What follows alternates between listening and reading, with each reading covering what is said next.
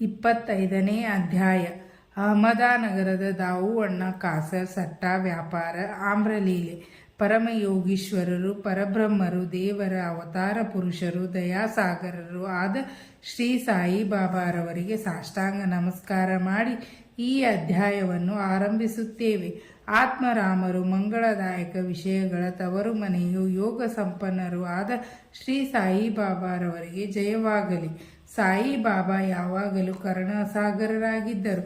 ಮನಪೂರ್ವಕವಾಗಿ ಭಕ್ತಿಯೊಂದೇ ಅವರಿಗೆ ಬೇಕಾದುದು. ಭಕ್ತರಲ್ಲಿ ನಿಶ್ಚಲ ಭಕ್ತಿ ಮತ್ತು ದೃಢವಾದ ನಂಬಿಕೆ ಇದ್ದರೆ ಅವರ ಅಭಿಷ್ಟಗಳು ಬೇಗನೆ ಈಡೇರುವವು. ಹೇಮಾಡ ಪಂತರ ಮನಸ್ಸಿನಲ್ಲಿ ಸಾಯಿಬಾಬಾರವರ ಜೀವನ ಚರಿತ್ರೆ ಮತ್ತು ಲೀಲೆಗಳನ್ನು ಬರೆಯಬೇಕೆಂಬ ಆಕಾಂಕ್ಷೆ ಮೂಡಿದ್ದೇ ತಡ ಅವರು ಅದನ್ನು ಅವರಿಂದ ಬರೆಯಿಸಿದರು. ಟಿಪ್ಪಣಿ ಮತ್ತು ಲೀಲೆಗಳನ್ನು ಸಂಗ್ರಹಿಸು ಎಂದು ಬಾಬಾ ಆಜ್ಞಾಪಿಸಿದಾಗ ಅವರಿಗೆ ಸ್ಫೂರ್ತಿ ಬಂದಿತು. ಬುದ್ಧಿಗೆ ಬಲ ಬಂದು ಈ ಕೆಲಸದ ಭಾರವನ್ನು ಹೊರುವ ಧೈರ್ಯ ಹುಟ್ಟಿತು.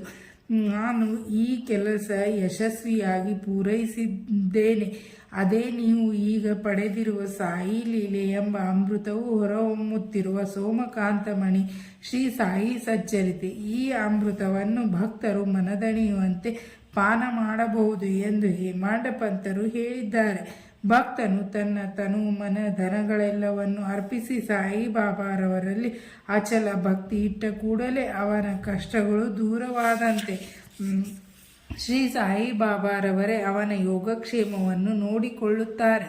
ಇದನ್ನು ಉದಾಹರಿಸುವ ದಾವುಅಣ್ಣರವರ ಅನುಭವವನ್ನು ಈಗ ಪರೀಕ್ಷಿಸೋಣ.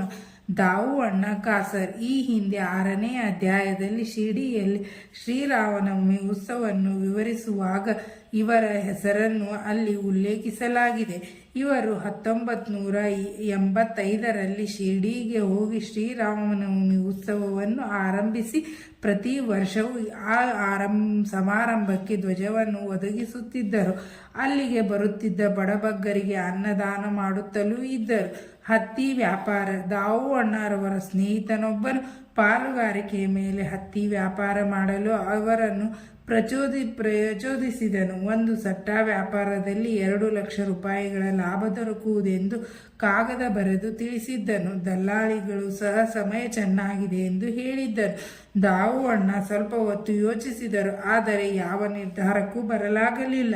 ತಾವು ಬಾಬಾರವರ ಭಕ್ತರಾಗಿದ್ದುದರಿಂದ ಅವರನ್ನು ಈ ವಿಚಾರವಾಗಿ ಕೇಳಬೇಕೆಂದು ಕೂಡಲೇ ಶ್ಯಾಮ್ ಅವರಿಗೆ ಪತ್ರ ಬರೆದು ಬಾಬಾರವರ ಅಭಿಪ್ರಾಯವನ್ನು ತಿಳಿಸಬೇಕೆಂದು ಕೋರಿದರು.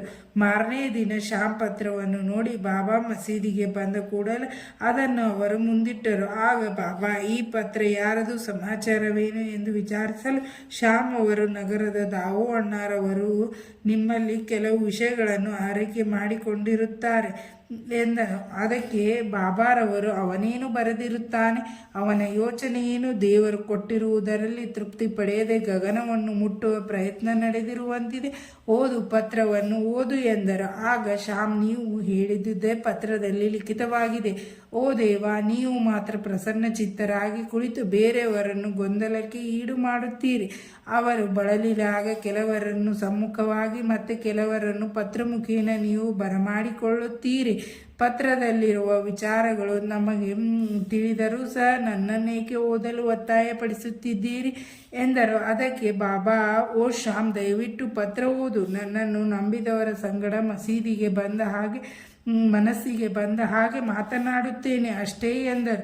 ಶ್ಯಾಮ್ ಪತ್ರವನ್ನು ಓದಿದರು. ಬಾಬಾರವರು ಗಮನವಿಟ್ಟು ಕೇಳಿ, ಕನಿಕರದಿಂದ, ಈ ದಾವುಅಣ್ಣ ಹುಚ್ಚನಾಗಿದ್ದಾನೆ. ದೇವರು ಕೊಟ್ಟಿರುವುದರಲ್ಲಿ ತೃಪ್ತಿ ಪಡೆಯುವಂತೆ ಹೇಳು. 1 ಲಕ್ಷ ರೂಪಾಯಿಗಳಿಗೆ ಚಿಂತಿಸದಿರಲಿ. ಅವನ ಮನೆಯಲ್ಲಿ ಯಾವುದಕ್ಕೂ ಕೊರತೆ ಇಲ್ಲ. ಈ ರೀತಿ ಬರೆ ಎಂದರು. ಶ್ಯಾಮ್ ಅವರು ಹಾಗೆ ಉತ್ತರ ಬರೆದು ಕಳುಹಿಸಿದರು. ಇದನ್ನು ನೋಡಿ ದಾವುಅಣ್ಣ ಅವರ ಆಸೆ ಎಲ್ಲ ಮಣ್ಣು ಪಾಲಾಯಿತು.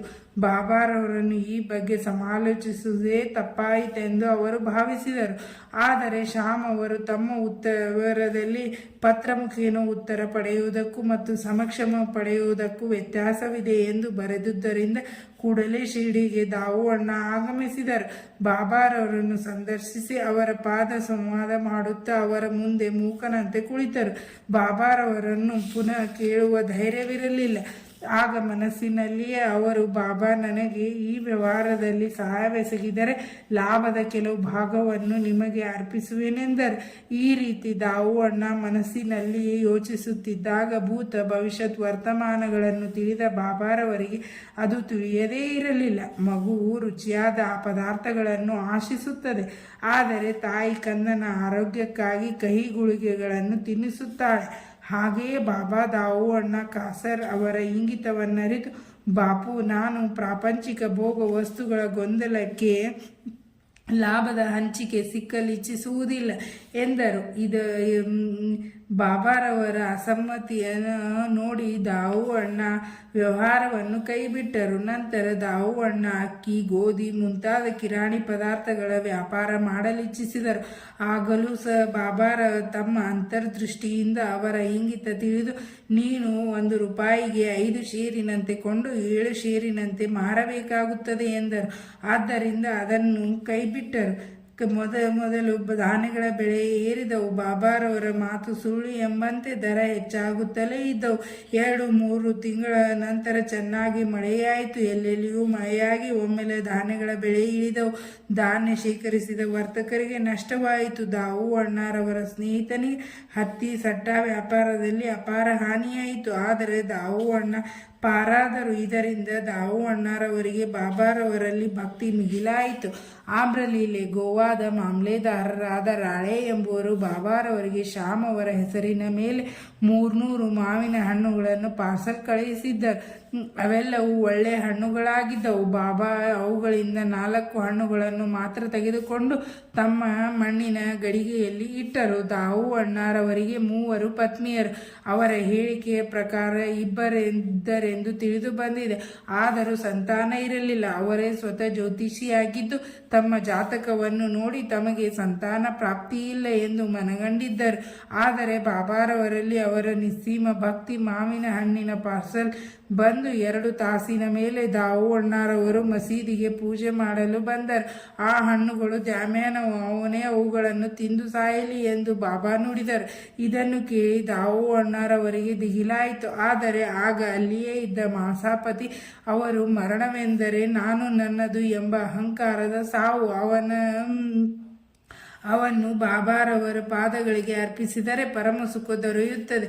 ಆದುದರಿಂದ ಹಣ್ಣುಗಳನ್ನು ಸ್ವೀಕರಿಸು ಎಂದರು. ಪೂಜೆ ಮುಗಿದ ನಂತರ ದಾವು ಅಣ್ಣ ಮಸೀದಿಗೆ ಬಂದ. ಈ ಹಣ್ಣು ಹಿರಿಯವಳಿಗೆ ಕೊಡಬೇಕು ಅಥವಾ ಚಿಕ್ಕವಳಿಗೂ ಎಂಬುದು ತಿಳಿಯಲಿಲ್ಲ ಎಂದು ಬಾಬಾರವರಿಗೆ ಹೇಳಿದರು. ಆಗ ಬಾಬಾ, ಚಿಕ್ಕವಳಿಗೆ ಅವುಗಳನ್ನು ಕೊಡು. ಈ ಆಮ್ರಲೀಲೆಯಿಂದ ನಿನಗೆ 4 ಗಂಡು ಮತ್ತು 4 ಹೆಣ್ಣು ಮಕ್ಕಳಾಗುತ್ತವೆ ಎಂದು ಆಶೀರ್ವದಿಸಿದರು. ಕೆಲವು ಕಾಲ ಗತಿಸಿಯಿತು. ಬಾಬಾರವರ ಮಾತು ಸತ್ಯವಾಯಿತು. ಜ್ಯೋತಿರ್ವಿದ್ಯೆಯ ಮಾತು ಸುಳ್ಳಾಯಿತು. ಬಾಬಾ ಸಮಾಧಿಯಾದ ನಂತರ ಕೂಡ ಅವರ ವಾಕ್ ಮಹಿಮೆಯನ್ನು ಮೊದಲಿನಂತೆ ಎಲ್ಲರೂ ಅನುಭವಿಸಬಹುದು. ನನ್ನಲ್ಲಿ ನಂಬಿಕೆ ಇಡಿ. ನಾನು ಇಹಲೋಕವನ್ನು ತ್ಯಜಿಸಿದರೂ ಸಹ ನನ್ನ ಸಮಾಧಿಯಲ್ಲಿರುವ ನನ್ನ ಎಲುಬುಗಳು ನಿಮಗೆ ಧೈರ್ಯ ಮತ್ತು ಭರವಸೆ ನೀಡುತ್ತವೆ. ನಿಮ್ಮೊಡನೆ ನಾನೊಬ್ಬನೇ ಅಲ್ಲ, ನನ್ನ ಸಮಾಧಿಯೂ ಸಹ ಮಾತನಾಡುತ್ತದೆ. ನಾನು ನಿಮ್ಮನ್ನು ಅಗಲಿದೆನೆಂದು ನೀವು ಕಳವಳ ಪಡಬೇಕಾಗಿಲ್ಲ. ನನ್ನ ಎಲುಬುಗಳು ನಿಮ್ಮ ಯೋಗಕ್ಷೇಮವನ್ನು ನೋಡುತ್ತವೆ. ನನ್ನನ್ನೇ ಯಾವಾಗಲೂ ಸ್ಮರಿಸಿ, ನನ್ನಲ್ಲಿ ನಂಬಿಕೆ ಇಡಿ, ನಿಮಗೆ ಒಳ್ಳೆಯದಾಗುತ್ತದೆ ಎಂದು ಸಾಯಿಬಾಬಾ ಹೇಳಿದ್ದಾರೆ. ಪ್ರಾರ್ಥನೆ. ಹೇಮಾಡ ಪಂತರು ಪ್ರಾರ್ಥನೆ ಮಾಡಿ ಈ ಅಧ್ಯಾಯವನ್ನು ಮುಗಿಸಿರುತ್ತಾರೆ. ಓ ಸಾಯಿ ಸದ್ಗುರುವೇ, ಭಕ್ತರ ಕಲ್ಪತರುವೆ, ನಿನ್ನನ್ನು ಮತ್ತು ನಿನ್ನ ಪಾದ ದರ್ಶನವನ್ನು ಮರೆಯದಂಥ ಶಕ್ತಿಯನ್ನು ನೀಡು. ಈ ಸಂಸಾರ ಎಂಬ ವಲೆಗಳ ಮಧ್ಯೆ ಸಿಕ್ಕಿ ತೊಳಲುತ್ತಿರುವ ನಮಗೆ ಮುಕ್ತಿ ದೊರಕಿಸುದೇವ. ನನ್ನ ಇಂದ್ರಿಯ ಚಾಪಲ್ಯವನ್ನು ದೂರ ಮಾಡಿ ನಮ್ಮನ್ನು ಅಂತರ್ಮುಖರನ್ನಾಗಿ ಮಾಡಿ ಆತ್ಮವನ್ನು ಅರಿಯುವಂತೆ ನಮ್ಮನ್ನು ಮಾರ್ಪಡಿಸು. ಇಂದ್ರಿಯ ನಿಗ್ರಹ ಶಕ್ತಿ ಇಲ್ಲದೆ ಹೋದರೆ ಆತ್ಮಧ್ಯಾನ ಪಡೆಯಲು ಅಸಾಧ್ಯ. ಪುತ್ರ, ಮಿತ್ರ, ಕಳತ್ರ ಯಾರು ನಮ್ಮ ಅಂತ್ಯದಲ್ಲಿ ನೆರವಾಗಲಾರರು. ಮುಕ್ತಿ ಮತ್ತು ಆನಂದ ದೊರಕುವುದು ನಿಮ್ಮ ನೆರವಿನಿಂದ ಮಾತ್ರ. ಅರ್ಥಹೀನ ವಾದ ವಿವಾದ ಮತ್ತು ದುಷ್ಕರ್ಮ ಪ್ರವೃತ್ತಿಯನ್ನು ಪೂರ್ಣ ನಾಶ ಮಾಡಿ ಯಾವಾಗಲೂ ನಿನ್ನ ನಾಮಸ್ಮರಣೆ ಮಾಡುವಂತೆ ನಮ್ಮ ನಾಲಿಗೆಯನ್ನು ಉತ್ತೇಜಿಸು. ಅಶಾಂತಿಯನ್ನು ತೊಲಗಿಸಿ ನಮ್ಮನ್ನು ನಿಶ್ಚಲ ಮತ್ತು ಪ್ರಸನ್ನಚಿತ್ತನಾಗಿರಿಸು. ನಿನ್ನ ದಯೆ ಮತ್ತು ಪೂರ್ವ ಜನ್ಮದ ಪುಣ್ಯ ವಿಶೇಷಗಳ ಪ್ರಯುಕ್ತ ಈಗ ನಿನ್ನ ಲೀಲಾಮೃತದ ಭೋಜನ ಮಾಡಿಸಿ ನಮ್ಮನ್ನು ಅಜ್ಞಾನದ ಸಂಕೋಲೆಯಿಂದ ನೀನು ವಿಮುಕ್ತಿ ಮಾಡಿದೆ. ನಾವೇ ಧನ್ಯರು. ಸೂಚನೆ: ಈ ಸಂದರ್ಭದಲ್ಲಿ ದಾವು ಅಣ್ಣಾರವರ ಹೇಳಿಕೆಯನ್ನು ಪರಿಶೀಲಿಸುವುದು ಸೂಕ್ತವಾಗಿ ಕಂಡುಬರುತ್ತದೆ. ನಾನು ಕೆಳಕಂಡ 2 ಪ್ರಶ್ನೆಗಳನ್ನು ವಿಚಾರ ಮಾಡಿಕೊಂಡು ಬಾಬಾರವರ ಮುಂದೆ ಕುಳಿತಾಗ ದೊರಕಿದ ಉತ್ತರಗಳು ಈ ರೀತಿ ಇದೆ. ನಿಮ್ಮ ಹತ್ತಿರ ಅನೇಕರು ಗುಂಪಾಗಿ ಬರುತ್ತಾರೆ. ಅವರೆಲ್ಲರೂ ಫಲ ದೊರಕುವುದೇ? ಬಾಬಾರವರ ಉತ್ತರ: ಪುಷ್ಪಭರಿತವಾದ ಮಾವಿನ ವೃಕ್ಷವನ್ನು ನೋಡು. ಆ ಹೂಗಳೆಲ್ಲವೂ ಫಲವಾದರೆ ಎಷ್ಟು ಒಳಿತು. ಆದರೆ ಎಲ್ಲವೂ ಹಣ್ಣಾಗುತ್ತವೆ. ಎಷ್ಟೋ ಪುಷ್ಪಗಳು ಚಳಿ, ಗಾಳಿ, ಬಿಸಿಲು ಇವುಗಳಿಗೆ ಸಿಕ್ಕಿ ಉದುರಿ ಹೋಗುತ್ತವೆ. ಕೆಲವು ಮಾತ್ರ ಫಲವಾಗಿ ಹಣ್ಣಾಗುತ್ತವೆ. ನೀವು ಸಮಾಧಿ ಹೊಂದಿದರೆ ನಾನೆಷ್ಟು ನಿರಾಧಾರನಾಗುತ್ತೇನೆ. ನಾನು ಬದುಕಿರುವುದು ಹೇಗೆ ಸಾಧ್ಯ? ಉತ್ತರ: ನೀನು ಎಲ್ಲಿಯಾದರೂ ಇರು, ಏನೇ ಮಾಡುತ್ತಿರು, ನನ್ನನ್ನು ನೀನು ಸ್ಮರಿಸಿದಾಗಲೆಲ್ಲ ನಾನು ನಿನ್ನ ಬಳಿ ಇರುತ್ತೇನೆ. ಈ ಮಾತನ್ನು ಅವರು 1918 ತನಕವೂ ಮತ್ತು 1918 ನಂತರವೂ ಪಾಲಿಸಿಕೊಂಡು ಬಂದಿರುತ್ತಾರೆ. ಈಗಲೂ ನನ್ನೊಡನೆ ಇದ್ದಾರೆ, ನನಗೆ ಮಾರ್ಗದರ್ಶಕರಾಗಿದ್ದಾರೆ. ಸುಮಾರು 1910-11ರಲ್ಲಿ ನನ್ನ ಅಣ್ಣ ತಮ್ಮಂದಿರು ಪಾಲಾಗಿ ನನ್ನಿಂದ ಬೇರೆಯಾದರು. ಅದೇ ಸಮಯದಲ್ಲಿ ನನ್ನ ತಂಗಿಯು ಮೃತಳಾದಳು. ನನ್ನ ಮನೆಯಲ್ಲಿ ಕಳುವಾಗಿ ಪೊಲೀಸ್ನವರಿಂದ ವಿಚಾರಣೆಯಾಯಿತು. ಇವೆಲ್ಲವೂ ಒಟ್ಟಿಗೆ ಸೇರಿ ನನ್ನ ಮನಸ್ಸು ಕಲ್ಲೋಲವಾಗಿತ್ತು. ಆಗ ಬಹಳ ಜಿಗುಪ್ಸೆಗೊಂಡಿದ್ದೆ. ನನ್ನ ತಂಗಿಯ ಮರಣದ ನಂತರ ಆಹಾರವನ್ನು ತೊರೆದಿದ್ದೆ. ಆದರೆ ಬಾಬಾರವರಲ್ಲಿಗೆ ಹೋದಾಗ ಅವರು ತಮ್ಮ ಉಪದೇಶದಿಂದ ನನ್ನನ್ನು ಸಂತಸಗೊಳಿಸಿ ಅಪ್ಪ ಕುಲಕರ್ಣಿಯವರ ಮನೆಯಲ್ಲಿ ಹಣೆಗೆ ಗಂಧ ಬಿಟ್ಟು ಹಬ್ಬದ ಊಟ ಮಾಡಲು ಹೇಳಿದರು. 30 ವರ್ಷಗಳಿಂದಲೂ ಸ್ನೇಹಿತನಾಗಿ ನನ್ನ ಜೊತೆಯಲ್ಲಿಯೇ ಇದ್ದ ಒಬ್ಬನು ನನ್ನ ಪತ್ನಿಯ ಆಭರಣದ ಪೆಟ್ಟಿಗೆಯನ್ನು ಮತ್ತು ಅವಳ ಮಂಗಳದಾಯಕ ಮೂಗುತಿಯನ್ನು ಸಹ ಕದ್ದನು. ಆಗ ನಾನು ಬಾಬಾರವರ ಫೋಟೋದ ಮುಂದೆ ನಿಂತು ಕಣ್ಣೀರಿಟ್ಟೆನು. ಮರುದಿನ ನನ್ನ ಸ್ನೇಹಿತನು ತೆಗೆದುಕೊಂಡು ಹೋಗಿದ್ದ ಎಲ್ಲ ವಸ್ತುಗಳನ್ನು ಮರಳಿ ತಂದುಕೊಟ್ಟು ನನ್ನ ಕ್ಷಮೆ ಬೇಡಿದನು. ಶ್ರೀ ಸಾಯಿ ಪ್ರಣಾಮ. ಇಲ್ಲಿಗೆ 25ನೇ ಅಧ್ಯಾಯ ಮುಕ್ತಾಯವಾಯಿತು.